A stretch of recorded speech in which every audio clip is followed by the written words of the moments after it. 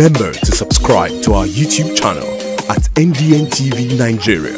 Click on the subscribe button and be the first to get notifications. Residents of Ogunu community in Warri South local government area of Delta State have applauded Right Honorable Sheriff Oborevwori's commitment in completing projects his administration inherited from the immediate past government in Delta State.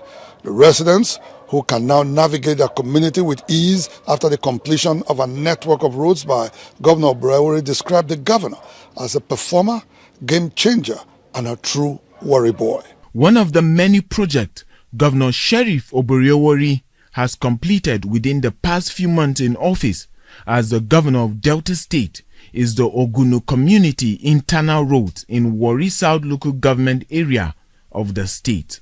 The project, initiated by the immediate past administration, was begging for completion due to deplorable state of Ogunu internal road, which had caused untold hardship for the people and affected farming and commercial activities within the community. The recent completion of the internal road and the ongoing linking of the community with other parts of the area has brought a breath of fresh air to residents.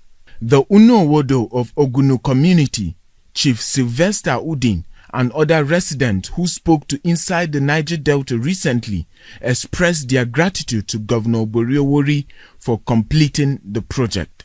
In our system, where if one government goes, another one comes, we abandon projects. That's why we have a lot of abandoned projects all over the state. But this is a governor that has come to say every project must be completed. And we are very grateful to him that he's completing this project. Under 6 months, this is one of the landmarks of Sheriff Oborevwori. So the entire community is celebrating him.